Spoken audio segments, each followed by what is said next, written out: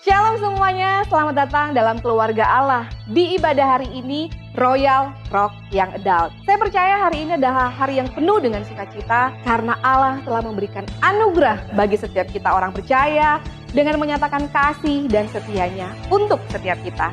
So mari kita buka hati pada ibadah hari ini.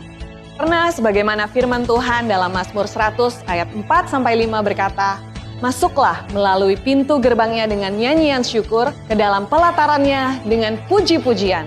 Bersyukurlah kepadanya dan pujilah namanya, sebab Tuhan itu baik. Kasih setianya untuk selama-lamanya dan kesetiaannya tetap turun-temurun. Kita semua adalah anggota keluarga kerajaan Allah. Dan ini adalah berkat terbesar yang dilimpahkan untuk orang percaya oleh kasih karunia Kristus. Jangan merasa cukup untuk menjadi tamu di dalam keluarga. Karena tamu hanya datang dan pergi. Kita semua memiliki peran penting di dalam gereja Tuhan. Saatnya kita ambil bagian, tertanam, bertumbuh, dan berbuah lebat di kerajaan Allah. Tentu saja kita tidak ingin melewatkan apapun dari ibadah ini. Kita sama-sama mau menikmati rangkaian ibadah dan menerima kebenaran firman Tuhan dengan baik. Maka dari itu kita perlu menyiapkan hati, juga kita perlu menyiapkan fisik dengan baik.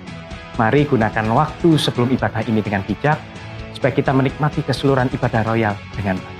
Setiap daripada kita dimampukan Tuhan untuk membangun budaya dan menjadi inspirasi untuk sesama kita. Satu budaya yang baik dalam ibadah adalah saat kita melangkahkan kaki dan memilih duduk di depan. Saya percaya dengan langkah sederhana ini akan menjadi inspirasi bagi sesama untuk menikmati indahnya persekutuan dengan Tuhan dalam keluarga kerajaan Allah. Melalui karya salib dan kuasa kebangkitan Kristus, kita dijadikan satu di dalam keluarga kerajaan Allah, di mana kasih Allah dinyatakan secara sempurna di tengah-tengah kita. So, Royals, mari kita nyatakan kasih Allah yang begitu murni dengan saling melayani satu dengan yang lain. Karena Kristus terlebih dahulu melayani kita dan Dia juga akan memampukan kita untuk saling melayani di dalam keluarga kerajaan Allah. Royals, inilah bukti kasih Tuhan. Dia memanggil kita hari ini untuk beribadah bersama sebagai satu keluarga Allah. Percayalah bahwa seluruh rangkaian ibadah dari awal sampai akhir dan siapapun yang berbicara di mimbar ini adalah alat Tuhan untuk menyatakan kemuliaannya, menyampaikan firman-Nya, dan memberitakan kabar baiknya yang akan mengubah kita semakin serupa seperti Kristus. Kami Royal Pastoral Team sangat percaya bahwa kita akan pulang dengan hati yang baru, yang semakin mencintai Kristus, lebih daripada mencintai diri sendiri. Royals, God is our Father and we're all one big family in Christ. And these are from our hearts to yours.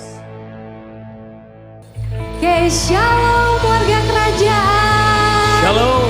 Selamat datang di ibadah Royals Rock Young Adult Surabaya pada hari ini di minggu kelima bulan Juli tahun 2023. Wow, sungguh satu sukacita untuk saya boleh menyapa para saudara-saudara yang sudah hadir di tempat ini dan mengapresiasi kalian semua yang sudah datang tepat waktu. Saya percaya dengan kita mengikuti ibadah kita lengkap dari awal hingga akhirnya, pastinya kita mendapatkan sesuatu yang lebih. Dan langsung aja saya ingin memperkenalkan pembicara kita pada hari ini. Kita akan dilayani oleh salah satu saudara kita sendiri, yaitu Nancy Piri. Boleh kita berikan aplaus untuk Nancy Piri.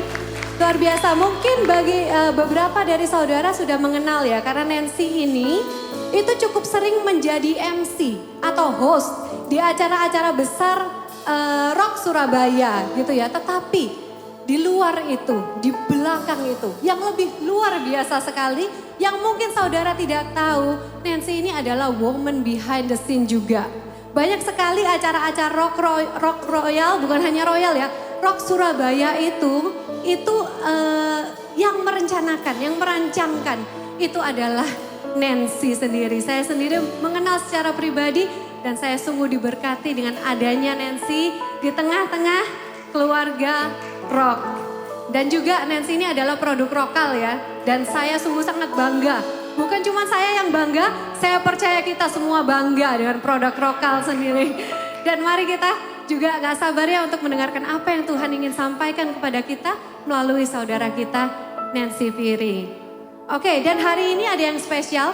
Mungkin beberapa juga notice ya, loh kok tiba-tiba muncul greeternya gitu ya. Biasanya kan langsung praise and worship. Tapi hari ini spesial karena hari ini kita akan mengadakan worship service. Karena itu saya undang saudara, saya ajak saudara untuk kita menyiapkan hati kita. Supaya hati kita, mata kita tertuju kepada Sang Juru Selamat kita, Tuhan kita Yesus Kristus. Karena itu tanpa berlama-lama lagi, selamat beribadah Royals. Amin. Siapa yang di sini percaya bahwa kita hari ini datang untuk meninggikan satu nama. Nama di atas segala nama, yaitu Yesus Kristus Tuhan. Sebelum kita memulai worship kita, saya mau membagikan sedikit kebenaran yang hari-hari ini menghantam saya. Yaitu 1 Yohanes 15 ayat 12-13. Yesus berfirman, inilah perintahku, yaitu supaya kamu saling mengasihi seperti aku telah mengasihi kamu. Tidak ada kasih yang lebih besar daripada kasih seorang yang memberikan nyawanya untuk sahabat-sahabatnya. Kita berada di tema loving God. Tapi kita gak bisa loving God if we don't love the people. Kita gak mungkin kita mengatakan bahwa kita mencintai Tuhan tanpa kita mengasihi sesama kita. Tapi apakah mengasihi itu mudah? Tentu tidak mudah. Karena kita ada perasaan, kita egois, kita gak sempurna. Kalau kita mengikuti perasaan kita, susah sekali untuk kita mengasihi. Kadang ada orang yang menyakiti kita, ada orang yang mengecewakan kita. Tapi lihat di ayat 13, tidak ada kasih yang lebih besar daripada kasih seorang yang memberikan nyawa untuk sahabat-sahabatnya. Yesus adalah contoh yang sempurna di mana kita harus mengasihi. Yesus berfirman, seperti aku telah mengasihi kamu, maka kita bisa mengasihi sesama. Dan hari ini, Royals, saya percaya bahwa Tuhan akan berproses melalui pribadi lepas pribadi. Dan kita mau bahwa setiap hari kita dihantam oleh kasih Kristus yang melimpah dalam hidup kita. Biarlah kasih Kristus itu yang menyempurnakan kita sehingga kita bisa saling mengasihi. Yang percaya katakan amin, dan saya undang untuk bangkit berdiri semua. Thank you Jesus. Thank you Jesus.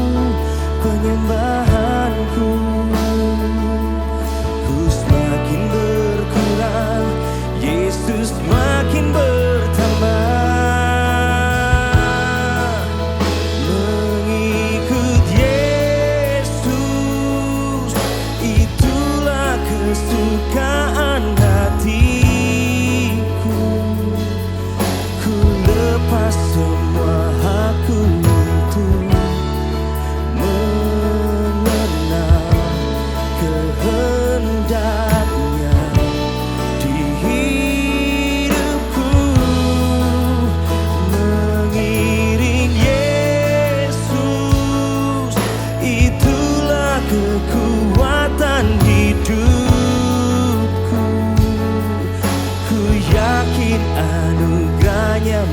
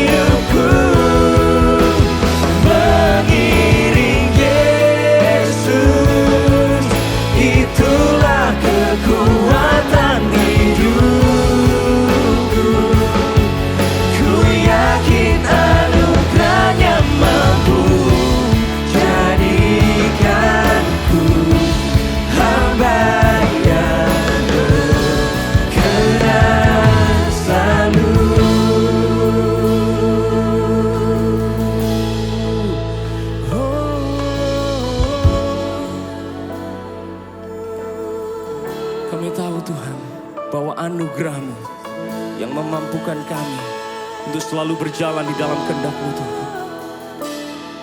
Kami mau mengikuti Engkau Tuhan, karena kasih-Mu, pengorbanan-Mu sempurna atas hidup kami ya Tuhan.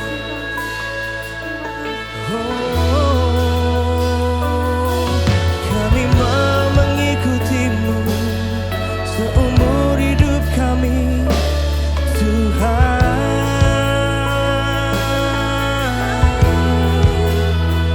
Karena kasih-Mu yang selalu mengejar hidup kami Tuhan. Kesetiaan-Mu Tuhan, kesetiaan-Mu yang selalu melingkupi hidupku.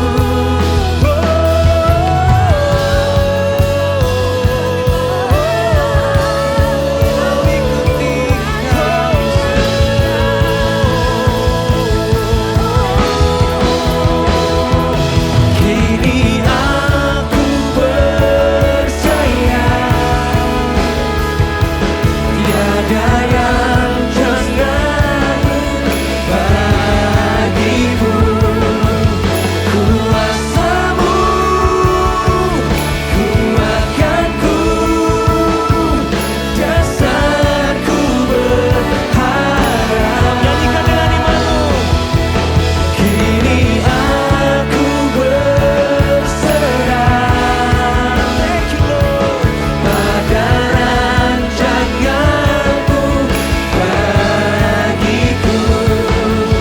Ku ikuti panggilan-Mu, ku kan setia. Kini aku percaya tiada yang mustahil bagimu. Kuasa-Mu kuatkanku, dasarku berharap. Kini aku berserah pada rancangan-Mu bagiku. Ku ikuti panggilan-Mu, ku kan setia. Kini aku percaya tiada yang mustahil bagimu. Kuasa-Mu kuatkanku, dasarku berharap. Kami mau berserah. Kini aku berserah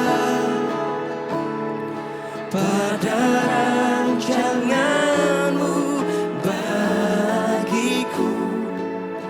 Ku ikuti panggilan-Mu, ku kan setia. Cuma royal nyanyikan. Kini aku percaya. Ini pernyataan iman kami Tuhan. Tak ada yang mustahil bagimu Tuhan. Kuasa-Mu yang menguatkan kami. Amin.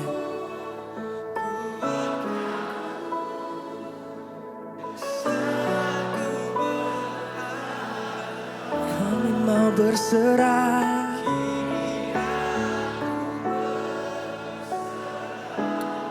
pada rancangan-Mu Tuhan.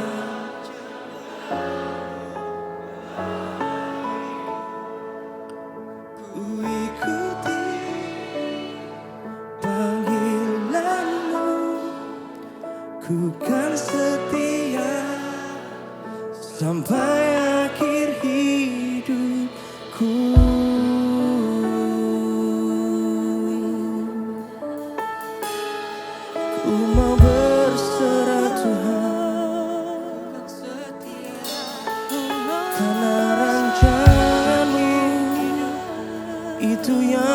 terbaik bagiku.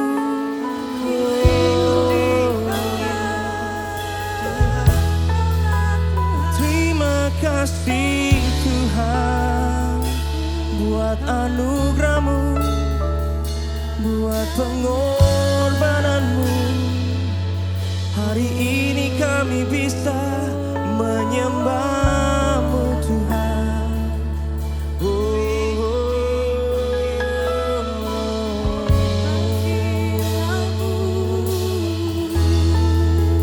Ku mau setia akan panggilan-Mu, ku mau mengikuti-Mu, karena Kau yang terlebih dahulu mengasihi kami Tuhan.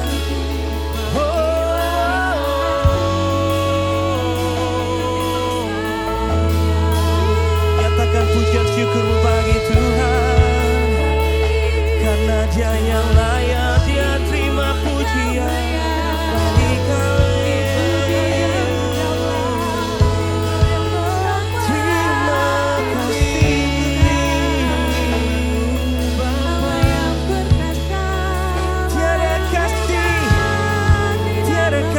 Yang lebih besar dari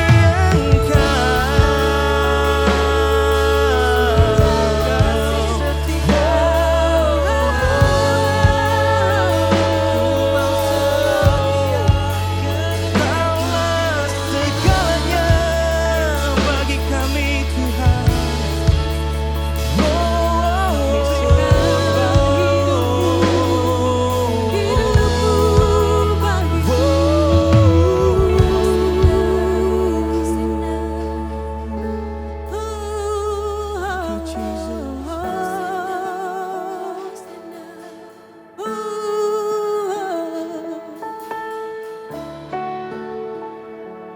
Ditinggikan, dimuliakan,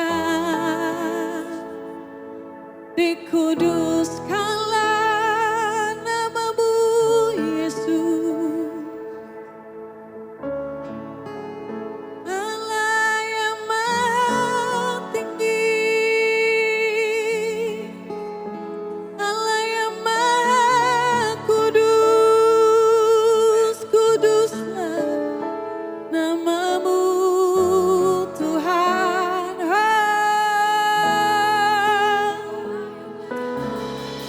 Sebab di segala makhluk surga, siang dan malam, mereka menyanyikan kudus, kudus, kuduslah Tuhan. Kudus, kudus, kuduslah Tuhan. Allah yang Maha Kuasa, yang telah ada dan yang akan datang. Kudus, kuduslah nama-Mu Tuhan. Kuduslah nama-Mu Tuhan. Holy, holy. Holy, holy are you, Lord. Holy, holy are you, Lord.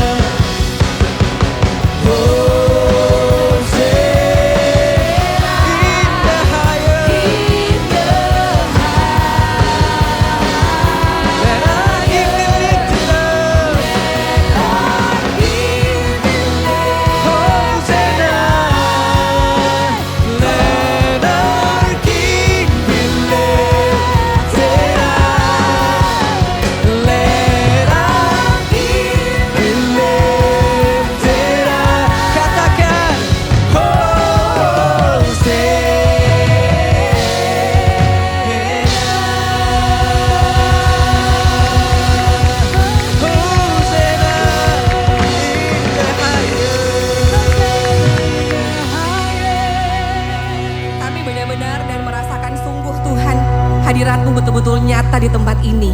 Kami merasakan hadirat Tuhan, bukan hanya karena praise and worship yang begitu megah, tapi kami boleh mengalami hadirat Tuhan karena salib Kristus yang memungkinkan kami untuk menikmati hadirat Allah di tempat ini.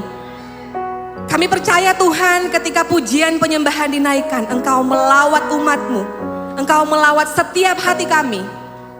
Tuhan bekerja hari ini, di tempat ini, di hati kami, di pribadi kami. Nyatakan Tuhan apa yang Kau mau sampaikan, dan biar nama Yesus yang ditinggikan lewat pemberitaan firman Tuhan pada pagi hari ini Tuhan. Tuhan, tolong hamba-Mu yang terbatas ini. Hamba-Mu tidak layak Tuhan sesungguhnya untuk menyampaikan firman-Mu. Tetapi sekali lagi karena kuasa daripada darah Kristus yang melayakkan hamba-Mu untuk menyampaikan firman Tuhan. Bukan karena hamba-Mu tetapi karena firman sendiri memiliki kuasa itu. Terima kasih Tuhan, terima kasih. Kami siap Tuhan untuk mendengarkan firman Tuhan pada hari ini di dalam nama Tuhan Yesus Kristus. Semua yang siap mendengarkan firman Tuhan sama-sama katakan amin. Silakan duduk. Saudara-saudara Royals. Wow, hari ini agak sedikit berbeda ya karena ada asap-asap. Karena ada smoke yang membuat saya kaget. Wah, hari ini sungguh sangat spesial. Dan hari ini mungkin buat saudara-saudara yang mungkin agak terlambat datang, kita tema kita di dalam ibadah hari ini adalah worship service ya. Shalom dulu deh, saya mau menyapa buat semuanya. Mungkin bagi beberapa di antara saudara baru pertama kali melihat saya atau sudah sering melihat saya tapi belum pernah melihat saya berkhotbah di tempat ini. Dan yes, ini pertama kalinya saya berkhotbah di ibadah pagi jam 11. Kalau saudara-saudara punya anak-anak di Rocket atau di KGC, nah mereka sudah terbiasa dengan saya. Jadi hari ini agak sedikit berbeda karena saya mau ngomong kepada orang tua mereka. Dan tidak banyak yang bisa saya perkenalkan tentang diri saya sendiri karena saya belum berkeluarga. Sebelumnya waktu Pastor Andrew dan Pastor Hizkia memperkenalkan diri, wah lengkap. Karena saya belum berkeluarga jadi ya gak banyak yang saya perkenalkan. Nama saya Nancy Piri, saya dari Manado. Saya ada di Surabaya sejak tahun 2007. Itu usia saya 22 tahun, saya langsung bergabung di Surabaya, di Rock Surabaya, My Rock. Jadi umur 22 tahun 2007, saat ini saya umur berapa? Bisa hitung sendiri. Dan saat ini saya sebagai full timer di Royal, membantu Ko Andrew bersama juga dengan Pastor Hizkia Setiawan.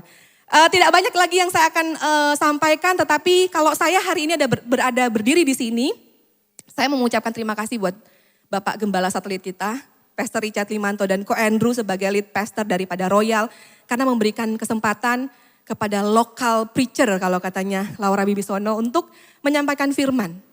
Jangan kaget saudara kalau nanti suatu saat nanti ada Ko Dodi Sujanto yang akan berbicara di sini. Jangan kaget kalau Stephen Juwana juga akan berbicara di sini. Ada Maria Lipesik, Alvin Wanandi juga akan berbicara di sini. Jangan kaget saudara, kita local pride. Dan tugas saya hari ini tentu saja adalah untuk menyampaikan firman Tuhan. Saya percaya firman Tuhan punya kuasa. Saya percaya firman Tuhan akan menjawab. Saya percaya firman Tuhan menguatkan kita. Yes, amin. Dan saya juga menyadari bahwa tidak setiap firman Tuhan yang kita dengarkan setiap hari Minggu di gereja itu adalah firman Tuhan atau khotbah yang enak didengar oleh telinga dan bisa ditangkap enak oleh hati. Ada kalanya ada khotbah-khotbah yang kita dengarkan, bahkan yang saya mesti sampaikan tidak cukup enak di telinga, bahkan bisa mengusik dan menghantam hati kita. Tetapi semuanya itu saya percaya bahwa biar telinga kita mendengar kabar baik dan menuntun hati kita kepada pertobatan. Dan mungkin hal yang sama juga yang akan terjadi pada hari ini melalui firman Tuhan yang akan kita baca sama-sama yang terdapat di Matius 19 ayat 16 sampai 22, judulnya Orang Muda yang Kaya. Dan sebetulnya cerita ini ditulis di dalam 3 kitab Injil, Matius, Markus, Lukas. Jadi saya akan memakai 3 angle ini untuk memperkaya pemahaman kita tentang perikop yang satu ini. Dan judul khotbah saya hari ini adalah Am I a good Christian? Apakah saya ini orang Kristen yang baik? Apakah saya sudah menjadi orang Kristen yang cukup? Dengan 2 poin saja, standar manusia tentang kalau menjadi orang Kristen yang baik itu bagaimana. Dan standar Allah bagaimana menjadi orang Kristen yang baik. Saudara, dari pembacaan yang kita lihat tadi orang muda yang kaya, saya yakin banyak di antara kita yang sudah mengetahui gitu. Banyak daripada kita yang sudah mengetahui alur cerita tersebut. Ada seorang kaya, dia datang kepada Yesus, kemudian dia bertanya kepada Yesus. Dan ada satu momen di mana Yesus menyuruh orang kaya itu untuk menjual seluruh hartanya dan menyerahkannya kepada orang miskin. Orang kaya itu menjadi kecewa, lalu kemudian dia pulang. Padahal seharusnya Yesus bilang, ikutlah aku. Dia kecewa, dia pulang. Tapi hari ini percayalah, saya tidak akan menyimpulkan khotbah saya dengan menyuruh saudara pulang untuk menjual harta saudara, bagikan kepada orang miskin, jangan lupa juga bagikan ke saya. Saya tidak akan menyimpulkan khotbah seperti itu, tetapi mari kita lihat apa yang membuat orang muda kaya ini datang kepada Yesus. Sebetulnya orang muda ini datang kepada Yesus karena dia memiliki sebuah pertanyaan. Dan menariknya kalau saudara meneliti, pertanyaan yang ditanyakan oleh orang muda ini di awal perikop akan ditanyakan juga di akhir perikop dengan pertanyaan yang hampir sama oleh orang yang berbeda. Jadi di awal perikop ada seseorang yang baru berjumpa dengan Yesus dan dia menanyakan sesuatu kepada Yesus. Dan di akhir perikop ada orang yang menanyakan pertanyaan yang hampir sama oleh orang yang selalu bersama-sama dengan Yesus. Apa pertanyaannya? Mari kita mulai di ayat yang ke-16. Ada orang muda yang kaya. Ada seorang datang kepada Yesus dan berkata, "Guru, perbuatan baik apakah yang harus kuperbuat untuk memperoleh hidup yang kekal?" Ini dia pertanyaannya. Tetapi sebelum kita membahas pertanyaannya, mari kita lihat dulu profil daripada orang muda ini. Orang muda ini menurut Matius adalah orang yang kaya. Menurut Lukas, dia adalah seorang pemimpin. Dia adalah seorang pemimpin agama Yahudi. Menurut Matius, Markus, dan Lukas, dia seorang yang saleh. Dan menurut 3 kitab itu, dia adalah orang yang sangat kaya. Saudara, dia ini punya profil yang sangat sempurna. Ada orang yang mematuhi hukum Taurat, hidupnya saleh, tapi tidak kaya. Tapi ada orang yang kaya, tapi tidak taat pada tidak saleh. Dia saleh dan dia kaya. Tetapi di dalam segala kesempurnaannya, di dalam segala hal yang dia miliki, dia memiliki masalah yang tidak bisa dia jawab. Dia memiliki kekhawatiran. Dia memiliki kegelisahan. Dia bingung. Dia percaya kepada Allah. Allah Abraham, Allah Ishak, Allah Yakub. Dia menyembah kepada Allah Israel. Dia bahkan mengabdikan hidupnya kepada Allah Israel. Dia percaya janji Allah akan kehidupan kekal. Tapi yang dia gak yakin, apakah dia qualified untuk kehidupan yang kekal itu? Wow, interesting. Dia mungkin gak khawatir soal hidupnya saat ini. Dia pemimpin, dia punya banyak sekali pengaruh. Dia pemimpin, dia punya banyak sekali pengikut. Reputasinya bagus, dia gak pernah khawatir soal hidupnya. Dia kaya, dia gak mikir minggu depan mau makan apa, tahun depan mau makan apa. Dia gak khawatir sama sekali. Semuanya tersedia cukup bagi dia. Makanya the biggest issue yang ada di dalam hati dan pikirannya adalah kehidupannya setelah kematian. The biggest issue yang membuat dia sampai putus asa, kira-kira kalau saya mati, apakah saya akan mendapatkan kehidupan kekal? Kalau seandainya ada sebuah ukuran untuk kehidupan kekal, kalau seandainya ada sebuah patokan untuk kehidupan kekal, apalagi yang mesti aku lakukan untuk mendapatkan kehidupan kekal itu? Apakah yang aku lakukan selama ini sudah cukup atau belum cukup? Kalau belum cukup, aku mesti ngapain lagi? Dia sangat putus asa dengan kebingungan yang dialami itu. Kenapa saya bilang dia putus asa? Karena Markus memberikan kepada kita gambaran yang lebih jelas tentang pertemuan pemuda ini dengan Yesus. Markus bilang, waktu itu dia datang mendapatkan Yesus sambil berlari-lari dan bertelut. Dia datang bukan cuma bertanya, saudara, kalau itu pertanyaan cuma pertanyaan enteng, dia akan tanya kepada Yesus pada saat sesi Q&A. Oke, Yesus sudah selesai mengajar, ada yang mau bertanya? Kayak kita kalau seminar ya, Rockin Marriage gitu. Kalau memang itu pertanyaan biasa, dia mungkin akan undang Yesus ke rumahnya. Dia orang kaya, terpandang. Tapi seorang pemimpin agama Yahudi yang kaya raya datang kepada Yesus berlari-lari dan berlutut untuk menanyakan pertanyaan ini. Berarti dia dalam keadaan putus asa. Apakah saya qualified untuk masuk ke dalam kehidupan kekal?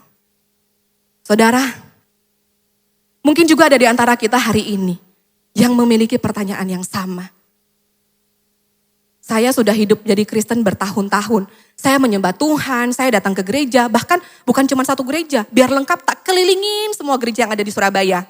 Biar lengkap. Tetapi kita masih bingung, iya ya, untuk hidup kekal bagaimana kalau besok aku mati nih? Aku bakal kemana? Apakah ada checklist yang akan kita isi untuk kita memenuhi syarat masuk ke dalam kehidupan kekal? Apakah menjadi seorang Kristen yang baik itu ada sebuah tolak ukurnya? Apa standarnya? Kalau saudara memiliki keraguan seperti itu, dan kemudian saudara berpikir, pokoknya hidup itu gampang. Sedikit aja berbuat dosa, banyakin hal-hal yang baik. Barangkali masuk surga. Barangkali. Jangan-jangan kena prank. Begitu mati, loh kok enggak ya? Karena kita pikir kita mesti lakukan apa lagi. Dan kalau hari ini di antara saudara masih ada yang bingung, masih ada yang bertanya bahkan putus asa tentang kehidupan yang kekal. Saya berharap pemberitaan Tuhan pada siang hari ini, pemberitaan firman Tuhan pada siang hari ini akan memberikan kepada kita jawaban. Akan memberikan kepada kita kemerdekaan. Akan memberikan kepada kita pembebasan karena kita akan mengetahui jawabannya. Lalu dari apa yang ditanyakan oleh pemuda ini, Yesus kemudian menjawab ayat yang ke-17. Apakah sebabnya engkau bertanya kepadaku tentang apa yang baik? Hanya satu yang baik. Tetapi jikalau engkau ingin masuk ke dalam hidup, turutilah segala perintah Allah. Yesus tidak langsung menjawab pertanyaannya, tetapi Yesus memberikan sebuah standar yang baru. Sebetulnya yang baik itu bukan perbuatanmu, yang baik itu bukan what, tetapi baik itu adalah who, adalah siapa. Satu di sini adalah huruf besar. Jadi sebetulnya Yesus sementara merujuk kepada satu pribadi, yaitu Allah. Sebetulnya baik itu adalah Allah. Tapi karena kamu sudah datang berlari-lari dan bertelut di hadapanku, untuk menjawab pertanyaanmu, untuk mendapatkan kehidupan kekal, Yesus bilang, turutilah segala perintah Allah. Lalu ayat yang ke-18, mari kita lihat sama-sama. Kata orang itu kepadanya, perintah yang mana? Kata Yesus, jangan membunuh, jangan berzina, jangan mencuri, jangan mengucapkan saksi dusta. Hormatilah ayahmu dan ibumu dan kasihilah sesamamu manusia seperti dirimu sendiri. Terdengar familiar ya? Jangan membunuh, jangan berzina. Oke, kita coba mau tanya jawab dulu. Ini diambil dari apa yang Yesus katakan, ini diambil dari 10 perintah Allah. Nah, kita kembali lagi ke masa sekolah minggu. Jangan membunuh, kira-kira hukum keberapa? 6, pintar. Jangan berzina. 7. Jangan mencuri. 8. Jangan mengucapkan saksi dusta. 9. Hormatilah. Paling gampang gitu. 5. Kalau kasihilah sesamamu adalah rangkuman dari hukum yang pertama dan yang terutama. Sorry saudara, saya agak pilek. Sangat terdengar familiar. Saya mau pakai istilah para pengkhotbah zaman dulu. Mereka bilang, dan saya setuju bahwa 10 perintah Allah itu terbagi 2. First half berbicara tentang hubungan manusia dengan Allah. Jangan ada padamu Allah lain, jangan menyembah, jangan apa. Dan second half-nya adalah berbicara tentang hubungan manusia dengan sesama. Dan menariknya yang Yesus katakan kepada orang muda itu adalah tentang hubungan manusia dengan sesama. Bagi saya saudara, apa yang Yesus katakan ini tidak mudah untuk dilakukan. Agak sulit bagi saya untuk melakukan ini. Aduh, kalau kita ya membunuh, mencuri, berzina, enggak lah, terlalu kriminal ya. Tapi untuk hal-hal yang lain, hormatilah ayahmu dan ibumu. Kayaknya kamu enggak punya sih orang tua kayak orang tuaku. Orang tuaku itu menjadikan anaknya sebagai investasi. Anaknya diperalat. Bagaimana mungkin aku bisa hormat sama orang tuaku? Kamu gak punya mertua kayak aku. Karena usia saya ini seharusnya sudah menikah tapi saya belum menikah atas keputusan pribadi ya. Jadi saya punya teman-teman yang memang sudah menikah dan kalau mereka bercerita tentang mertua, hubungan mertua, wah itu sinetron itu lewat. Lebih wow daripada sinetron. Tapi teman-teman saya yang bukan ada di Rock Surabaya ya. Teman-teman saya ada yang ada di Rock cabang yang lain. Bukan yang ada di sini. Gak mungkin, sulit untuk bisa menghormati. Mengasihi sesama. Mengasihi sesama seperti Stephen Joanna tadi di dalam penyembahannya dia bilang. Kita tidak mungkin mengasihi Allah kalau tidak mengasihi sesama. Sama aja kita gak bisa mengasihi sesama kalau kita tidak mengasihi Allah. Susah banget untuk mengasihi sesama. Sesama itu siapa sih? Orang-orang yang ada di sebelah kanan dan kiri kita. Saudaraku Royals yang saya kasihi, tahun 2023 adalah tahun yang berbeda. Karena sesama saya jadi lebih besar. Dulu sesama saya kalau di dalam konteks gereja adalah KGC. Ada Maria, ada Ko Andrew, ada Iskia dan lain-lain ya.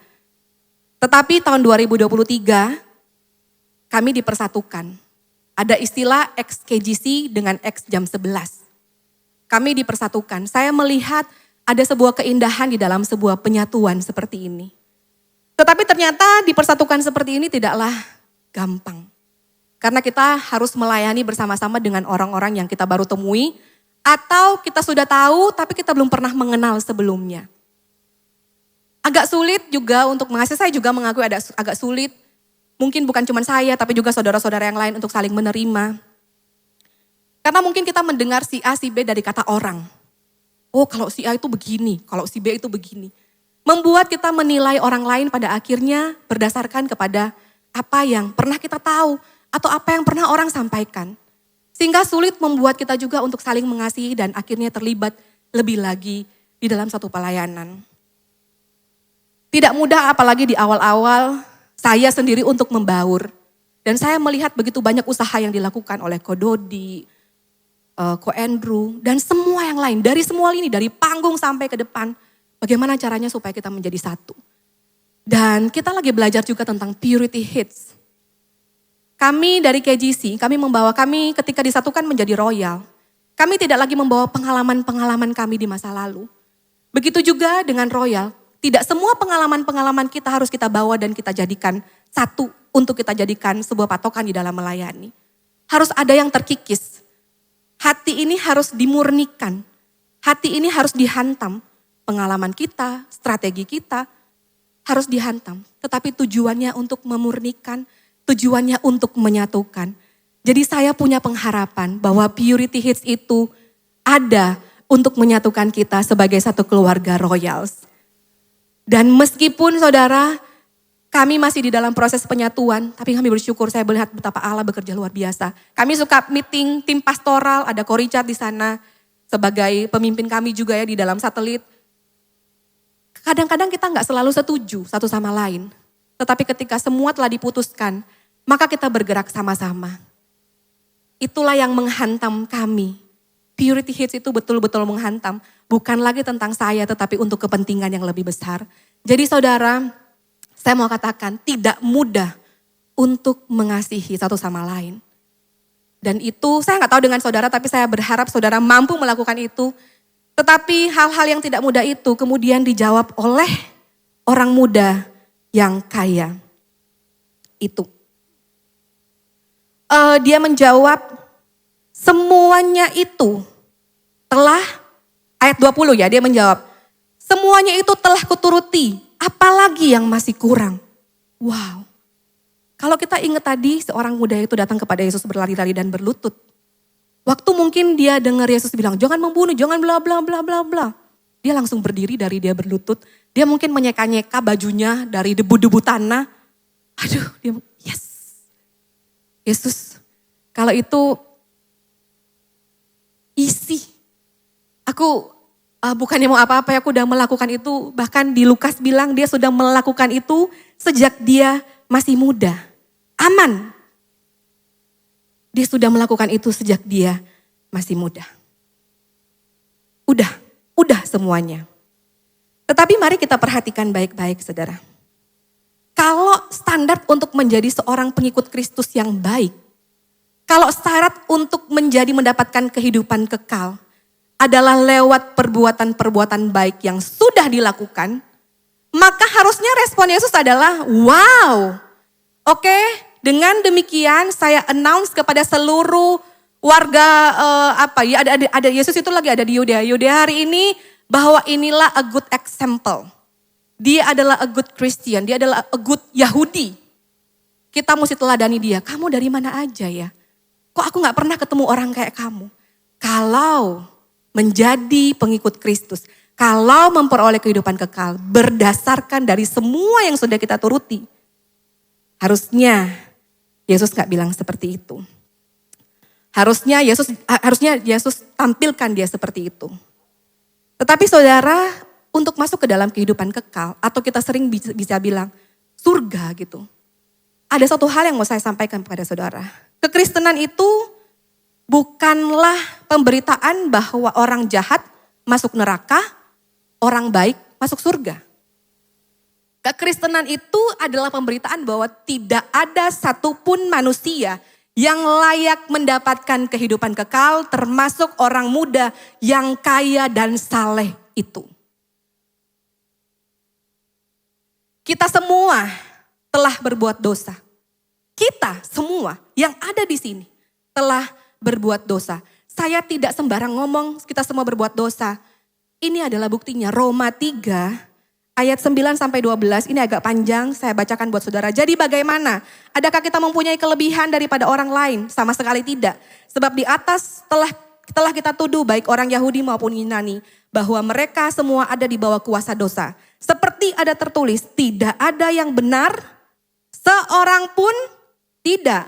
Tidak ada seorang pun yang berakal budi, tidak ada seorang pun yang mencari Allah. Semua orang telah menyeleweng, mereka semua tidak berguna, tidak ada yang berbuat baik, seorang pun tidak. Kita semua telah dikuasai oleh dosa. Apa yang kita lakukan juga adalah karena dosa. Yesus bilang hanya ada satu yang baik. Berarti kalau cuma ada satu yang baik, sisanya tidak ada yang baik. Dan kalau kita mulai berpikir bahwa untuk menjadi orang baik, bahwa orang Kristen itu harus menjadi orang baik. Kalau kita berpikir bahwa untuk mendapatkan kehidupan kekal itu lewat perbuatan baik, dengar saya saudara-saudara, it's mission impossible. Itu misi yang mustahil. Itu tidak akan mungkin terjadi karena kita diselamatkan oleh karena anugerah Allah, bukan karena pencapaian moral dan bukan karena perbuatan baik kita. Amin. Saudara jangan memandang saya dan loh, terus kita gak mau berbuat baik dong. Tahan dulu, jangan lempar saya dengan batu, saudara tahan dulu. Tapi gini saudara, dulu waktu saya kecil, saya pernah diceritakan seperti ini. Pada saat penghakiman terakhir, akan ada satu layar besar yang dipasang. Pada saat penghakiman terakhir, dan itu akan diputarkan kisah hidup setiap manusia yang ada di bumi. Saya, dan waktu dipasang, pernah ada yang pernah diceritakan hal seperti itu? Ya.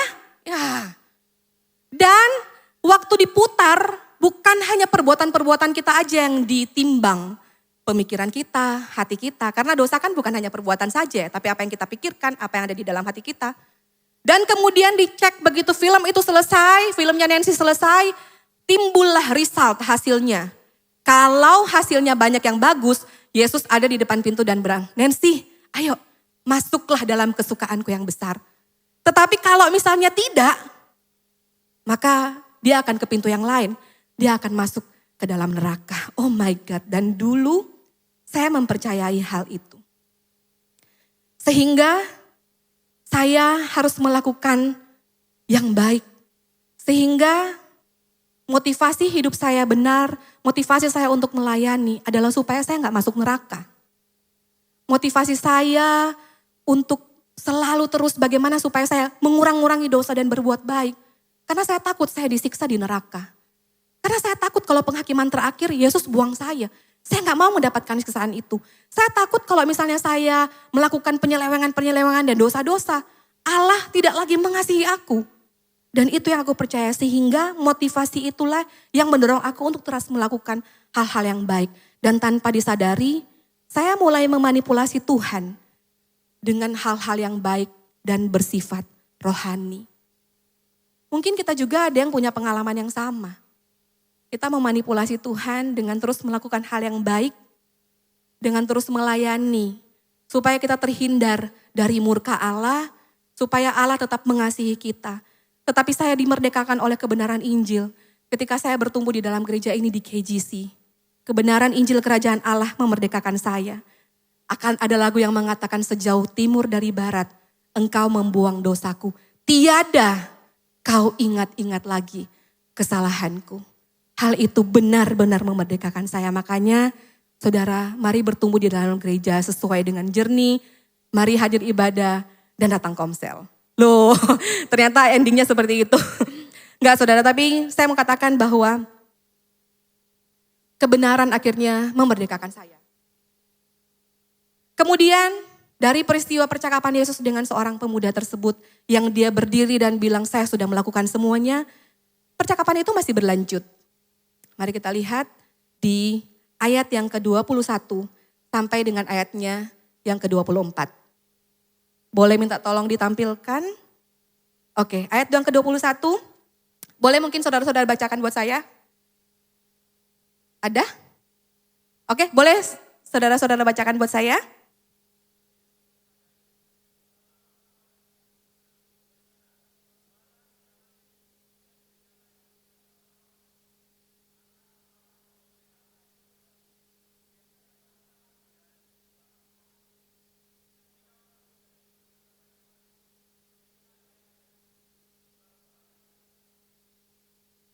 Ayat 23, silakan.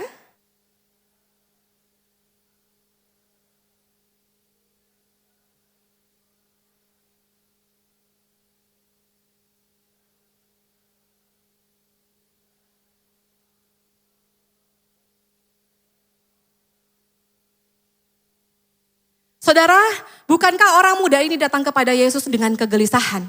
Bukankah orang muda ini datang kepada Yesus dengan keputusasaan? Bukankah dia datang kepada Yesus sambil bertelut karena dia menginginkan kehidupan yang kekal? Tetapi begitu jawabannya telah diberikan, kita lihat tadi di ayat yang ke-21 dan 22, dia menjadi kecewa dan dia meninggalkan Yesus. Saudara, bukankah dia datang dengan sebuah pertanyaan, bagaimana caranya untuk mendapatkan kehidupan yang kekal? Apalagi yang harus saya perbuat untuk mendapatkan kehidupan yang kekal? Tapi ketika Yesus memberikan jawabannya, dia malah menjadi kecewa dan menolak Yesus. Saudara, mari kita bayangkan bahwa orang muda ini sudah sangat dekat, bahkan dia berhadap-hadapan dengan jawabannya. Ketika Yesus bilang, pergilah, jualah semua hartamu, datanglah kemari dan ikutlah aku. Bukankah itu adalah sebuah jawaban? Jawaban dari untuk mendapatkan kehidupan kekal adalah datanglah dan ikutlah Yesus. Bahkan di ayat ini sudah dikatakan demikian. Tetapi justru dia menjadi kecewa. Saudara, bagi Allah, standar Allah untuk mendapatkan kehidupan kekal bukan melalui perbuatan, tetapi hanya oleh karena Yesus saja. Standar Allah tentang kehidupan kekal adalah melalui Yesus saja. Perhatikan saudara, perhatikan baik-baik. Ketika Yesus menyuruh dia menjual seluruh hartanya dan membagi-bagikannya kepada orang miskin, itu bukanlah syarat untuk mengikut Yesus, bukan. Kalau itu syarat untuk, kalau kamu mau ikut aku, jual aja segala, enggak, itu bukan syarat. Kalau memang itu syarat untuk mengikut Yesus, jualah hartamu, mestinya Yesus minta harta itu. Tapi Yesus enggak minta harta itu. Yesus suruh jual dan bagi-bagikanlah. Yesus bukan memberikan syarat kepada orang tersebut. Tetapi ketika Yesus menyuruh dia untuk menjual harta bendanya, sebetulnya Yesus lagi mengejar hati orang kaya tersebut. Siapa yang ada di hati kamu? Siapa yang lebih besar yang ada di dalam hati kamu? Untuk apa kamu melakukan ini? Untuk siapa kamu melakukan ini? Karena Yesus tahu bahwa perilaku yang taat sekalipun tanpa adanya perubahan hati, sifatnya hanya sementara. Sekali lagi Yesus tahu kalau sebuah perilaku yang taat tanpa adanya perubahan dari dalam hati, itu sifatnya hanya sementara. Makanya yang Yesus kejar adalah hatinya. Dan bulan ini, hari ini adalah hari terakhir di mana kita akan bicara tentang loving God. Minggu lalu kita sudah mendengar loving God daripada Pastor Frankie Utana. Dan dia membuka khotbahnya dengan bilang seperti ini kalau saudara masih ingat. Ada orang taat tapi tidak mengasihi Tuhan. Banyak. Tapi orang yang mengasihi Tuhan, dia pasti taat. Dan khotbah saya ini pun bukan menentang perbuatan. Yesus pun tidak menentang perbuatan baik. Yesus bahkan memerintahkan kita, kalau engkau mengasihi aku, turutilah segala perintah-perintahku. Bahkan di dalam Matius 22 ayat 37, berkata bahwa ada seorang ahli Taurat bertanya kepada Yesus untuk mencobai Yesus dan dibilang apa? Guru, manakah hukum yang pertama dan terutama? Dan Yesus bilang ayat ini, kasihilah Tuhan Allahmu dengan segenap hatimu dan dengan segenap jiwamu dan dengan segenap akal budimu. Itu adalah hukum yang pertama dan yang terutama. Dan Pastor Roni Daud Simeon berkata apa saudara? Kalau itu adalah hukum, berarti itu harus dijalankan. Kalau itu adalah hukum tetapi kita gagal menjalankannya, berarti ada konsekuensi yang akan menyertai kegagalan kita melakukan hukum tersebut. Kalau untuk mengasihi Allah adalah sebuah hukum, maka seharusnya kita harus melakukannya karena ada konsekuensinya. Sekarang pertanyaan saya buat saudara. Kalau menjadi a good Christian, kalau kita harus mengasihi Tuhan dengan segenap hati dan dengan segenap jiwa, dimulai dari hati. Dan kalau menjadi a good Christian, apakah hati kita bisa mengasihi Tuhan dengan segenap hati? Dengan utuh. Apakah kita bisa mengasihi Tuhan dengan segenap hati? Kalau di dalam hati kita ada yang lain. Seperti orang muda ini. Dia sudah melakukan semua hukum Taurat, lengkap. Tetapi waktu Yesus lagi mengejar hatinya, ternyata yang dia inginkan dan dia kasihi, yang lebih besar adalah soal kepemilikannya. Bukan Allah. Soal apa yang dia miliki. Ada seorang bijak berkata, kalau kita punya sedikit gampang kita let go. Gampang kita kasih. Kalau saya cuma punya 100 ribu, orang minta 50 ribu, saya kasih. Misalnya Hana butuh 50 ribu misalnya. Ada 5, gampang saya kasih. Tapi kalau saya punya 100 juta, untuk memberikan 50 juta itu berat. Orang bijaksana ini bilang gini, kalau kita masih punya sedikit kita gampang kasih, tapi kalau sudah kita punya kepemilikan yang banyak, faktanya bukan kita yang memiliki uang itu, tetapi uang itu yang memiliki kita. Uang itu yang memiliki kita. Makanya Yesus bilang, lebih susah orang kaya masuk dalam kerajaan sorga.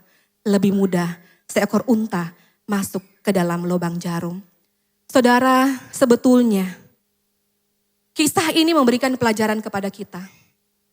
Kita ini tidak mengontrol diri kita sendiri. Ada sesuatu yang mengendalikan hidup kita. Kita ini dikendalikan oleh sesuatu yang menguasai kita. Dan kalau yang menguasai kita bukan Allah, itu pasti berhala. Berhala itu bukan patung sesembahan yang ada di rumah kita atau ada di tempat-tempat lain, bukan. Tapi Tim Keller, seorang penulis yang luar biasa, dia berkata bahwa berhala itu adalah segala sesuatu yang Anda anggap lebih penting dari Allah. Segala sesuatu yang menarik hati dan pemikiran Anda lebih daripada Allah. Segala sesuatu yang Anda cari untuk memuaskan diri Anda, sedangkan itu hanya bisa dipuaskan oleh Allah. Di dalam diri kita ada sesuatu yang mengendalikan kita. Tanpa hal itu kita merasa tidak nyaman. Tanpa hal itu kita merasa harga diri kita tercoreng. Tanpa hal itu kita kehilangan keberhargaan itu. Dan ini tidak selalu soal uang. Ini tidak selalu soal harta. Tapi karena saya mau setia kepada konteks ini, maka ini berbicara soal kepemilikan kita. Fun fact, kompetitor Allah itu bukan iblis. Karena iblis sudah dikalahkan. Kompetitor Allah itu adalah uang, adalah mamon. Bukan saya yang ngomong. Kita setuju bahwa tidak ada yang setara dengan Tuhan, tidak ada yang lebih daripada Tuhan. Tuhan itu yang paling tinggi. Tapi kalau Tuhan lagi ngomong di hati manusia, maka dia bilang di hatiku tuh cuma ada 2. Kamu cuma bisa memilih dari 1. Mamon atau Tuhan. Contoh deh. Kalau nanti pulang, kita udah pulang semua nih. Misalnya sampai malam kita ada doa malam di sini nih. Terus tersisalah tinggal 2 orang di dalam ruangan ini gelap. Tiba-tiba ada bayangan putih keluar. Wih, serem gitu. Kita pasti lari menjauh. Pasti lari menjauh. Tapi akan beda ceritanya kalau tinggal ada 2 orang gelap. Tiba-tiba pok. Wih, kok ada duit jatuh di depan panggung? Kita pasti mendekat. Gak mungkin kita menjauh. Iya gak saudara? Itu berhala. Itu uang saudara. Itu kompetitor.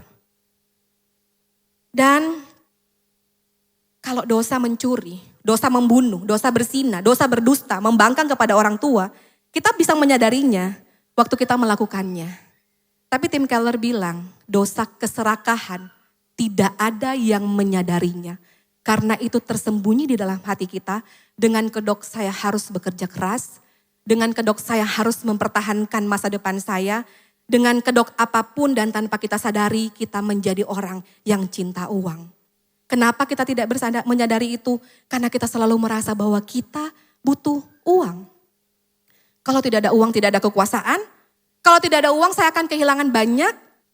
Lalu kemudian kita mulai tumpuk uang itu untuk diri kita sendiri dan kita perjuangkan sampai kita merasa puas, sampai kita merasa aman.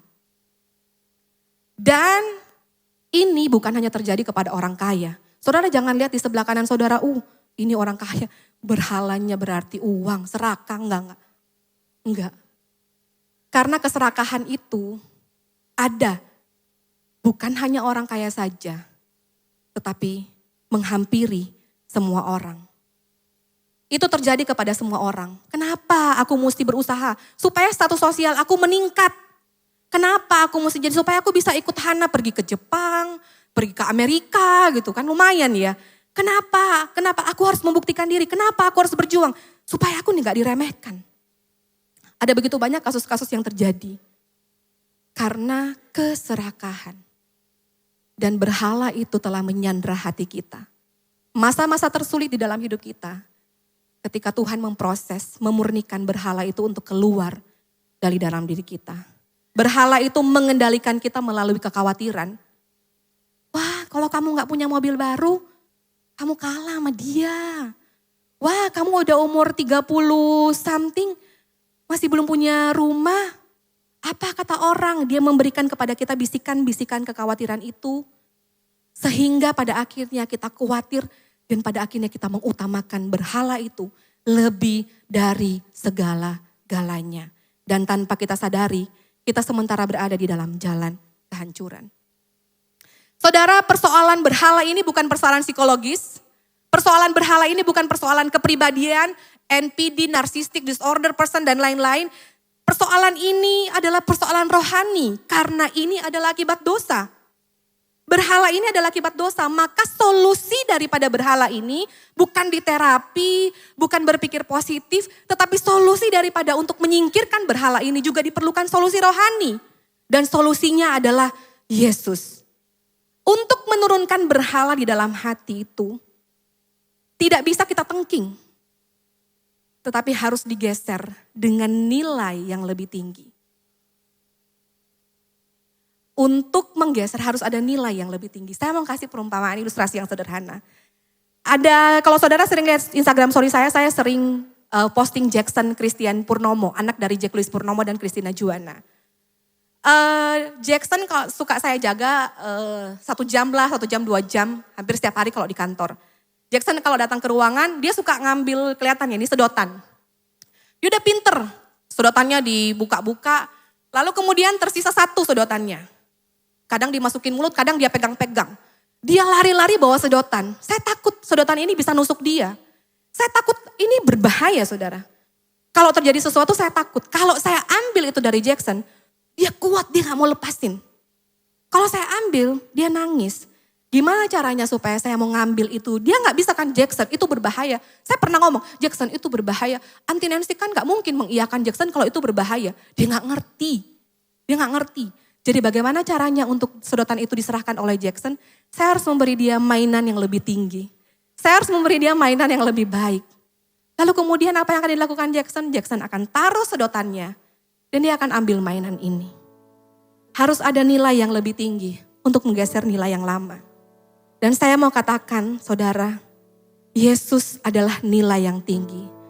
Bagaimana memandang Yesus sebagai nilai yang lebih tinggi? Bagaimana memandang Yesus sebagai harta yang paling berharga dan membuat kita menggeser berhala kita? Adalah dengan memandang Yesus yang menyerahkan dirinya di atas kayu salib. Yesus adalah anak muda yang kaya itu. Yesus pun adalah anak muda yang kaya. Yesus adalah putra Allah. Yesus adalah putra kerajaan. Dia meninggalkan tahtanya. Dia mengosongkan dirinya. Dia datang ke dunia. Untuk mendapatkan kita dan menjadikan kita hartanya yang paling berharga. Siapa kita? Kita adalah ciptaan. Kita adalah ciptaan yang rusak karena dosa. Saudara, seharusnya kita diciptakan untuk maksud dan tujuan Allah. Tapi semua itu melenceng. Harusnya kita diciptakan untuk menyembah Allah. Tapi kita terikat dengan berhala. Dan karena itulah kita semua ini harusnya dihukum. Karena itulah kita semua ini menerima konsekuensi dosa. Kita menerima konsekuensi dari kita tidak bisa mengasihi Allah. Kita menerima konsekuensi dari kita melenceng dari apa yang seharusnya orang Kristen. Dari apa yang seharusnya a good Christian itu seperti apa, kita melenceng. Dan seharusnya kita mendapatkan hukuman kekal, yaitu kebinasaan. Bahkan saudara, begitu rapuh dan begitu rusaknya hati kita mencoba menjinakkan Allah dengan perbuatan-perbuatan baik kita. Di dalam kegagalan kita untuk mengasihi Allah, kita mencoba merayu dan menjinakkan Tuhan dengan pelayanan-pelayanan kita. Tetapi cara itu tidak akan pernah berhasil. Saudara, ketika berhala memotivasi kita untuk terus melakukan yang terbaik supaya kamu mendapatkan hal yang kamu mau. Ketika berhala membuat kita khawatir, membuat kita takut. Yang Yesus lakukan, dia menyingkirkan rasa takut kita. Yesus tidak bilang, Yesus tidak memotivasi kita dengan tepuk tangan. Ayo, lebih baik lagi. Ayo, perbuat lebih baik lagi. Ayo, tinggal satu hukum yang kamu belum lakukan. Ayo, kalau kamu lakukan itu, aku akan menebus kamu. Ayo, skor kamu tuh tinggal 9 lagi. Tinggal 1 poin lagi. Aku akan menebus kamu. Dia gak memotivasi kita seperti itu. Yesus gak memotivasi kita dengan, ayo terus datang ibadah, terus. Ayo terus pelayanan. Dia gak memotivasi kita seperti itu, saudara. Yesus gak bilang, masa sih kamu cuman sebegitu aja mau jadi orang Kristen? Aku mau menebus kamu loh, masa kamu cuman segitu aja sih? Enggak. Yesus tidak bilang seperti itu, malah Yesus katakan, tinggalkan semua itu, datanglah dan ikutlah aku. Inilah nilai yang lebih tinggi yang diberikan Yesus dibandingkan berhala. Kalau berhala menuntut usaha, Yesus memberikan kepada kita kasih karunia. We became a good Christian by the mercy of God. Dan inilah yang harusnya menjadi berita baik yang didengarkan oleh telinga, yang menuntun hati kita kepada pertobatan. Karena saudara, kita mesti memandang salib. Karena kematian Yesus di atas kayu salib juga menandai kematian kita kepada ketergantungan kita terhadap berhala. Kematian Yesus di atas kayu salib menandakan kematian kita juga terhadap kenyamanan yang kita mau di dunia ini. Dan kebangkitan Yesus di atas kayu salib juga menandai kebangkitan kita sebagai orang yang baru. Dengan hati yang baru, orang yang mengasihi Allah.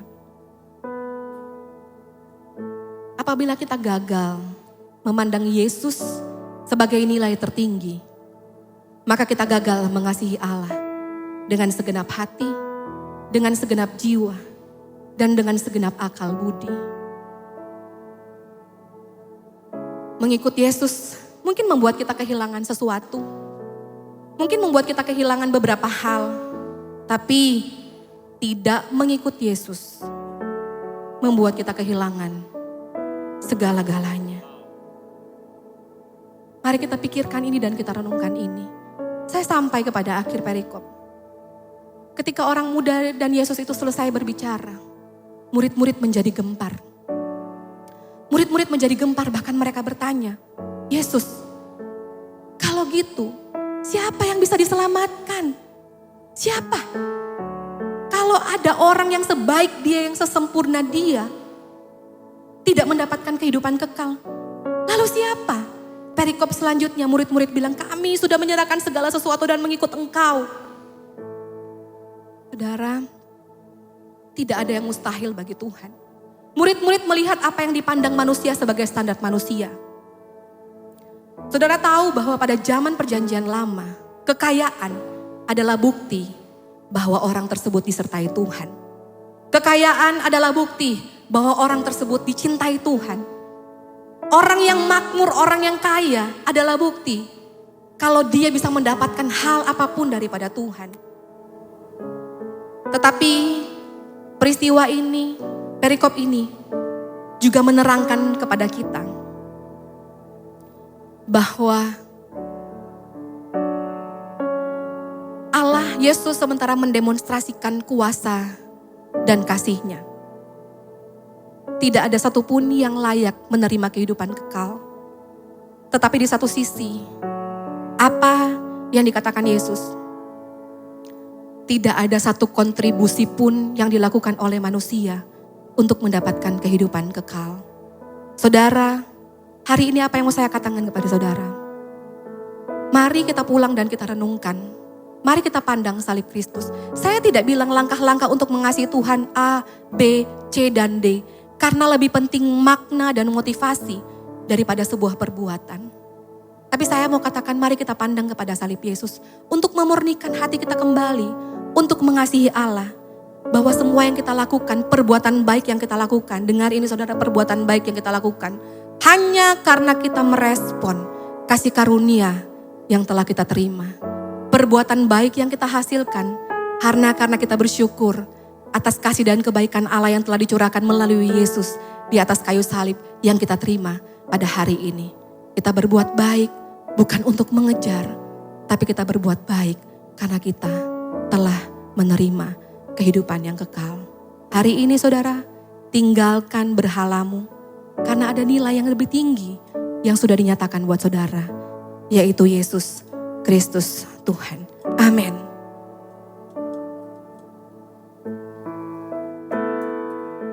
Saya berharap saudara mengerti dan memahami, dan saya berharap saudara bisa meresponi firman Tuhan pada siang hari ini. Mari kita tundukkan kepala, saudara. Bapa, hari ini kami datang kepadamu Tuhan. Di dalam segala kelemahan, ampuni kami Tuhan kalau kami begitu angkuh. Kami berpikir bahwa kami bisa melakukan segala sesuatu karena kami mampu. Kami berpikir kami terlalu baik dan kami pantas untuk mendapatkan keselamatan itu. Tapi hari ini biar hati kami hancur. Bahkan ada orang yang sangat saleh sekalipun bukan menjadi syarat untuk menerima keselamatan.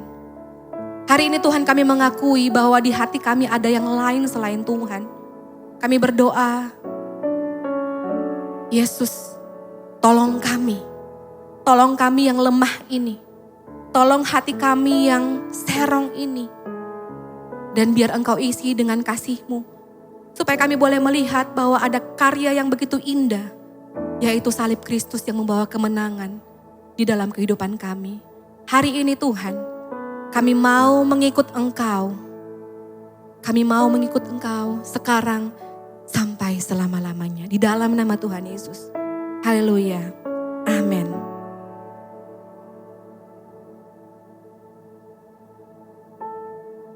Yang diberkati melalui firman Tuhan dari saudari kita Nancy Piri. Boleh tepuk tangan untuk Tuhan kita dong. Thank you Nancy. Kita akan melakukan perjamuan kudus. Boleh diambil roti dan anggurnya. Am I a good Christian? Itu menjadi pertanyaan kita hari ini. Ya. Kalau saya boleh tambahkan, uang itu adalah hamba yang baik tapi tuan yang jahat. Jadi kalau kita melihat uang, jadikan uang itu hamba dan bukan tuan yang menguasai hati kita. Dan kita jangan sampai juga diperhamba oleh uang. Jadi kalau message hari ini very clear, sangat jelas sekali Tuhan menjamah hati kita. Jadikan Tuhan Yesus menjadi Tuhan yang sesungguhnya dalam hati kita. Dan menjadi raja sesungguhnya yang berkuasa dalam hati kita. Dan di situ kita bukan saja menjadi good Christian. Tapi kita menjadi crazy rich Christian.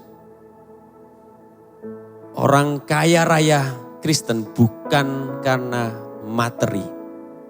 Bukan dikuasai oleh materi, tapi justru bisa mengendalikan materi ini. Untuk pembangunan kerajaan Allah. Ya. Dan kenapa kita bisa dibilang juga more than good Christian? Crazy rich Christian. Boleh saya undang dulu baik berdiri. Ya. Kita menjadi crazy rich Christian karena kita bisa hidup kekal ini ada darah yang mahal dan nyawa yang berharga menembus kita. Bahkan ada pribadi raja yang berkuasa itu di dalam hati kita. Di situ loh kita menjadi crazy rich. Di situ kita bisa menjadi good Christian. Dan saya percaya juga tadi seperti Nancy Piri bilang, bahwa pemuda yang kaya yang meninggalkan kerajaan sorga untuk mencari kita yang terhilang, kita yang miskin, supaya kita menjadi kaya hikmatnya. Itu adalah Kristus Yesus. Pemuda yang kaya raya meninggalkan kerajaan sorga, dicoret kartu keluarga dari kerajaan sorga untuk datang ke bumi ini, untuk mencari kita yang terhilang, kita yang miskin secara rohani, kita yang gak tahu apa-apa, kita yang gak pernah diterangi, kita yang menjauh selalu sama Tuhan. Tapi sewaktu kita mengerti bahwa kita dikasih oleh seorang pribadi, yang bahkan pribadi itu ada di dalam hidup kita. Bisakah kita tepuk tangan sekali lagi untuk Tuhan kita? Mari, ambil roti di tangan kanan kita.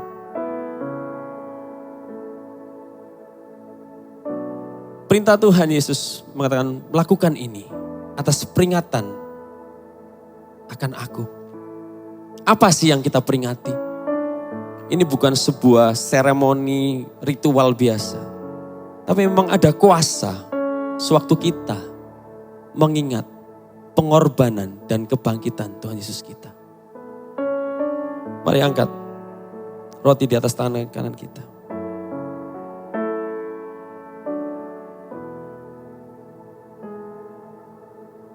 Holy Communion bukan ada kuasa karena roti ini. Bukan ada kuasa karena anggur ini. Roti ini adalah roti biasa, anggur ini adalah anggur biasa. Tapi sewaktu kita mengingat, ada kuasa yang membangkitkan iman kita. Yaitu Raja yang bertata dalam hati kita. Dan ketika mereka sedang makan, Yesus mengambil roti, mengucap berkat, memecah-mecahkannya, lalu memberikannya kepada murid-muridnya dan berkata, ambillah, makanlah, inilah tubuhku. Mari kita makan di dalam nama Tuhan Yesus. Di dalam nama Tuhan Yesus.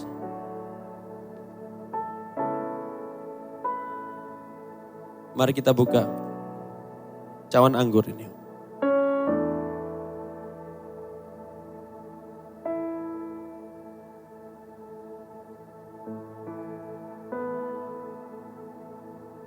Mari ambil anggur, angkat anggur ini yang di atasnya. Kita mengucap syukur atas darah Kristus bagi kita. Sesudah itu, ia mengambil cawan, mengucap syukur, lalu memberikannya kepada mereka dan berkata, minumlah kamu semua dari cawan ini, sebab inilah darahku dan darah perjanjian yang ditumpahkannya bagi banyak orang untuk pengampunan dosa. Apakah anggur yang di atasnya kita mengucap syukur adalah persekutuan kita dengan darah Kristus? Mari kita jawab di dalam nama Tuhan Yesus dan mari kita minum di dalam nama Yesus.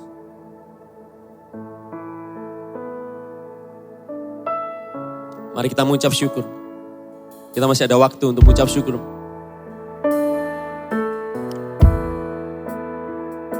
Oh,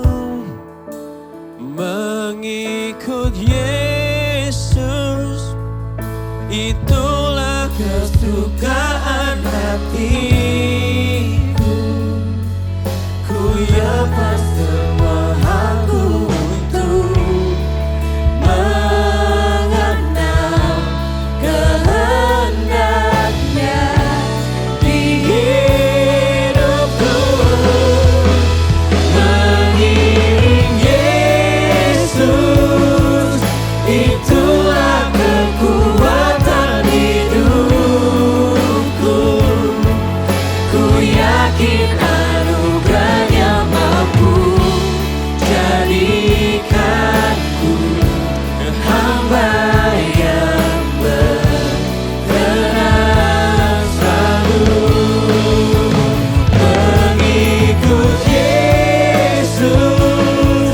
Itulah kesukaan hatiku. Ku lepas semua hakku untuk mengenal kehendaknya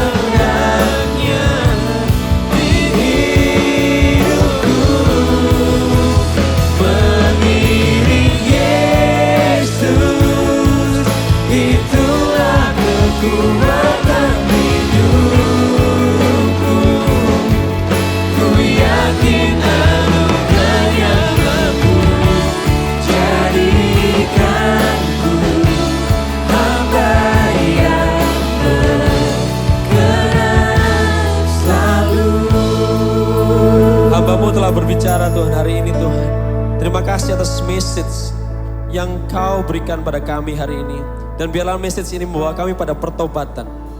Kami gak mau modifikasi perilaku kami. Kami mau benar-benar Tuhan. Biarlah hati kami yang ada isinya adalah Engkau saja yang berkuasa dalam hidup kami. Terima kasih Tuhan atas message-Mu hari ini. Kami mengucap syukur atas itu semua. Di dalam nama Tuhan Yesus, kami berdoa dan mengucap syukur. Semua yang percaya katakan, amin. Silakan duduk sejenak untuk pengumuman.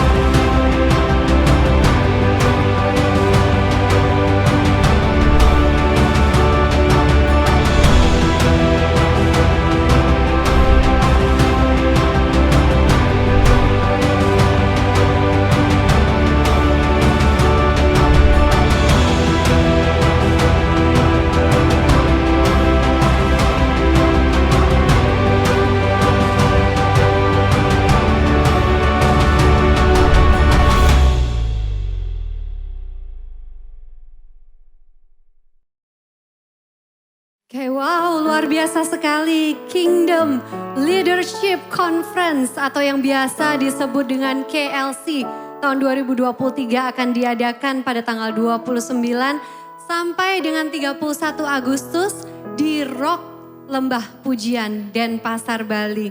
Bagi saudara yang ingin mendaftar, hari ini adalah hari terakhir untuk mendaftar secara early bird.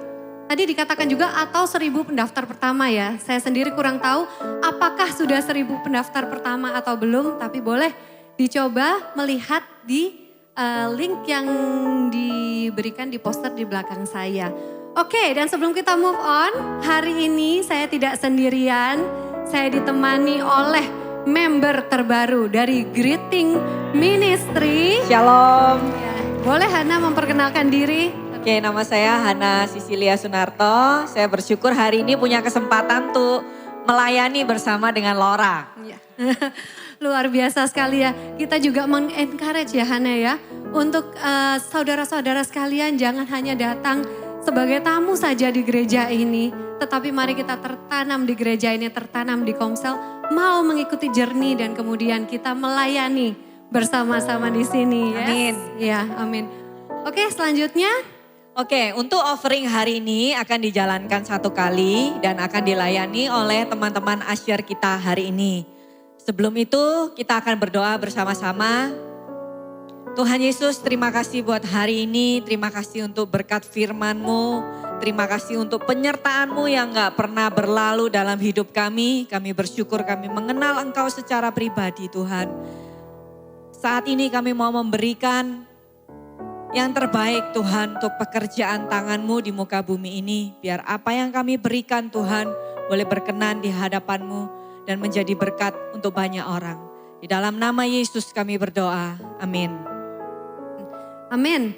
Oke, sambil persembahan dijalankan, saya ingin bertanya dahulu, apakah ada jemaat yang baru pertama kali hadir di tempat ini? Boleh melambaikan tangannya? Apakah ada?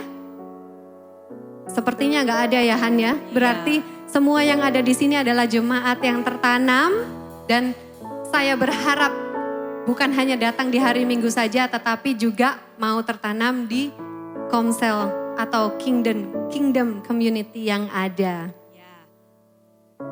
Dan untuk next week preacher akan dilayani oleh Pastor Daniel Januar Tanujaya yang adalah Rock Surabaya lead pastor kita. Jadi jangan lewatkan minggu depan untuk hadir kembali bersama dengan kita untuk beribadah bersama-sama. Yes. Ajak juga saudaranya, teman-temannya untuk beribadah bersama-sama di sini. Dan setiap hari Rabu kita selalu ada quick words yang akan dilakukan melalui live di Instagram @royals.surabaya. Jadi bagi jemaat yang belum follow Instagram kami, boleh segera di follow. Dan minggu besok, hari Rabu besok akan dilayani oleh Design and Social Media Ministry Leader kita, yaitu Stefanus Septiawan. Oke, selanjutnya kami mau memberitakan untuk kegiatan potluck yang sudah terlaksana seperti bulan April lalu, di mana potluck ini berjalan dengan sangat baik, sehingga bulan ini kita mau mengadakannya kembali. Kami mau mengajak jemaat Tuhan dan para pelayan untuk tergabung dalam pelayanan ini. Jadi potluck ini juga bagian dari pelayanan ya Laura. Yes, betul sekali. Jadi kalau masih ada yang malu-malu untuk pelayanan di mimbar atau asyir, ayo kita sama-sama pelayanan dalam bentuk potluck. Karena itu juga memberkati loh. Iya betul, kita berelasi, kita saling mengenal satu dengan lainnya ya. Jadi kegiatan potluck ini bertujuan supaya kita bisa saling mengenal satu dengan yang lain. Kita boleh saling bertumbuh bersama-sama. Jadi untuk para jemaat Tuhan setelah ibadah selesai, untuk tidak langsung pulang, jangan langsung buru-buru turun, kita sama-sama menikmati berkat Tuhan yang sudah disediakan. Yes, oke. Dan selanjutnya kita pengumuman hanya sampai di sini saja. Mari kita saksikan suara gembala berikut ini.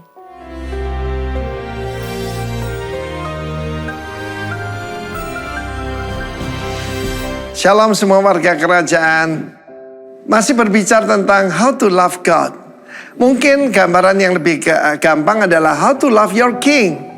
Ya, kita melihat bagaimana waktu itu David sedang menghadapi peperangan melawan tentara Filistin.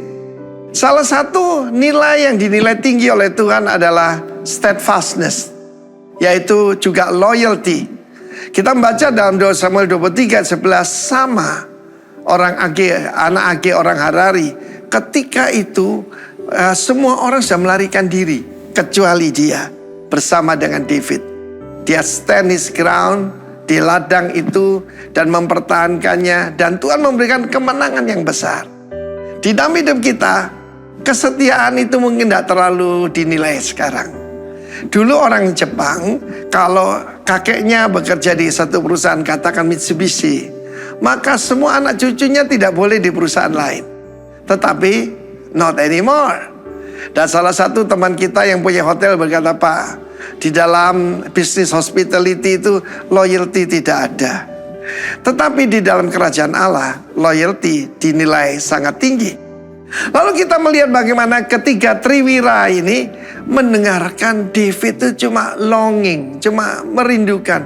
Karena dia berasal dari Bethlehem, dia berkata, aduh, sekiranya aku minum air, yaitu daripada sumur yang ada di Bethlehem. Dan dalam keadaan itu, tentara Filistin justru sedang menjajah Bethlehem. Dan sumur yang dimaksudkan itu ada di tengah-tengah tentara Filistin. Ketika triwira itu, apa yang mereka lakukan? Mereka menerobos tentara Filistin. Untuk apa? Bukan ngambil intan, berlian, ataupun apapun, tapi katakan seember air dari sungai itu, dan diberikan kepada David. David tidak berani menerimanya. Dia memberikan kepada Tuhan dan mencurahkan. Bagaimana aku ini bisa menerima. Ini adalah darah daripada ketiga jenderalku. Dan saudara tahu pada saat itu dia belum menjadi raja ya. Tetapi kesetiaan kepada David and loving the leader, loving the king, bisa kita terapkan dalam kehidupan kita sehari-hari. Ada banyak pada kita kecil hati ketika kita melihat, pelayanan ini gak dihargai orang, jumlahnya kecil. Ingat tentang Sama. Dia berkata, 1 senti pun tanah ini, sekalipun cuma ladang kacang merah, tidak akan kuberikan kepada musuh. Sebab ini milik daripada Yahweh yang dipercayakan kepada pemimpinku David. Dan kita melihat apa sih tujuannya doa. Doa itu mendengarkan isi hati raja. Dan isi hati raja itu harus kita. Saya ingat satu hari ketika saya berdoa, saya bilang, Lord, what must I do? Dia berkata, cari Jimmy. Ada seorang teman saya namanya Jimmy. Saya datang cari dia, ternyata dia sudah meninggalkan keluarganya. Saya cari sampai ke Jakarta. Dia bersama wanita lain. Tetapi ketika dia bertobat, seluruh keluarga besarnya bertobat. Dan itulah saudaraku, saya percaya, that's the way to loving the king. Saya sampaikan beberapa minggu yang lalu bagaimana to love God adalah menuruti perintahnya. Dan ini lebih tinggi, mendengarkan isi hatinya. Dan isi hati Tuhan cuma satu, jiwa-jiwa, dan ada lain. Dan bahkan dia berkata, 1 jiwa manusia lebih berharga dari seluruh harta di bumi ini. Kiranya Tuhan memberkati. Love God and serve Him only. Haleluya. Amin. Mari saya undang semua jemaat Royal untuk bangkit berdiri. Saya juga belajar tentang sebuah negara yang kalau mau perekonomian maju, itu salah satu rahasianya itu adalah seperti macan Asia ya, yaitu Cina dan Jepang ya. Salah satu rahasia dari mereka, di mana mereka perekonomiannya maju itu, mereka tuh cinta produk-produk dalam negeri. Mereka cinta dalam produk-produk dalam negeri. Untuk itu saudara, kalau hari ini kita bisa melihat saudari kita sendiri nih, Nancy Piri bisa memberitakan firman, saya juga sangat yakin, saya sangat percaya bahwa pembicara-pembicara hebat itu juga akan muncul di sini. Ada amin saudara? Nggak perlu kita import-import semestinya. Tapi akan muncul di sini semua. Ya. Dan untuk itu juga kalau cinta produk dalam negeri, jangan lupa minggu depan di 5 Agustus. Mari kita datang bersama, doa bersama di Manly Royal Prayer Meeting di 5 Agustus jam 1. Kita berdoa bersama-sama ya. Untuk negara, untuk keluarga, untuk semuanya yang kita mau doakan. Please, ini bukan untuk pekerja saja, tapi untuk semua ya. Mari, saya juga ingin mendoakan hari ini yang berulang tahun di bulan Juli. Coba saya ingin ada tangan terangkat yang berulang tahun saja di bulan Juli. Saya akan doakan, sebelum doa berkat, saya akan doakan khusus untuk saudara, di tempat saudara aja. Ada yang ulang tahun di bulan Juli? Ya, Leo. Ya, oke. Sebelum saya doakan, saya akan doakan semuanya yang berulang tahun juga ya. Oke, mari angkat tanganmu yang berulang tahun saja. Dan yang happy anniversary juga. Yang anniversary. Ada yang anniversary? Oh ya, Michelle ya. Yang anniversary juga, mari angkat tangan. Oke. Bapak, kami mengucap syukur Tuhan kalau saudara-saudara kami ini berulang tahun di bulan Juli Tuhan. Biarlah mereka memahami bahwa bertambahnya tahun itu berarti berapapun jumlah tahunnya itu adalah kasih-Mu dan penyertaan-Mu itu sempurna sampai hari ini untuk hidup mereka. Dan aku berdoa untuk mereka bahwa biarlah mereka menikmati terus persekutuan dengan Allah Bapa, Putra dan Roh Kudus. Mereka akan menikmati berkat-berkat-Mu Tuhan. Bukan hanya materi Tuhan, tapi berkat-berkat ilahi-Mu. Berkat-berkat rohani-Mu. Untuk itu mereka bisa dikatakan orang kaya karena mereka memiliki Tuhan yang luar biasa, Tuhan yang berjaya. Dan aku berdoa Tuhan, di segala aspek kehidupannya yang berulang tahun, baik pun juga yang anniversary Tuhan. Di segala aspek kehidupannya, di dalam keluarganya, hubungan orang tua dengan anak, hubungan suami dengan istri, atau siapapun yang lagi membangun hubungan. Aku percaya sewaktu Kristus sebagai ground one, sebagai dasar dalam hidup mereka akan bukan semakin terpuruk, tapi mereka akan semakin naik seperti Raja Wali Tuhan. Mereka akan kau angkat terus Tuhan. Aku percaya bahwa kehidupan mereka, segala aspek kehidupannya akan berbuah di dalam Kau. Karena hanya di dalam Kau mereka akan berbuah. Terima kasih Bapak, terima kasih Bapak. Dan aku juga berdoa Bapak untuk Royals Tuhan. Mari angkat tanganmu. Diberkatilah Engkau, hai Royals, warga kerajaan Allah, keluarga kerajaan Allah. Kau telah dipilih, bukan karena engkau yang memilih, tapi Allah yang memilih engkau menjadi anaknya. Bahwa engkau juga hari ini juga, kalau kau bisa datang hari ini, aku percaya bahwa Allah mengasihi engkau. Allah kuasanya akan terus bekerja melalui engkau. Dan diberkatilah engkau di dalam pekerjaanmu, diberkatilah engkau di dalam keluargamu, diberkatilah engkau dalam pelayananmu. Karena di dalam nama Tuhan Yesus, semua yang kau kerjakan akan dibuatnya berhasil. Dan bukan hanya sampai berhasil, akan dibuatnya berbuah. Karena orang lain akan mengecap, bahkan mereka akan bertanya-tanya, aku akan menyembah Allah yang kau sembah. Di dalam satu nama, yaitu Yesus Kristus, kami berdoa hari ini bahwa kita mengakui bahwa kita crazy rich Christian. We not just a good Christian Tuhan. Karena Engkau, Roh Kudus-Mu sendiri ada di dalam kami. Di dalam nama Tuhan Yesus, kami sudah berdoa dan ucap syukur. Semua royal katakan, amin.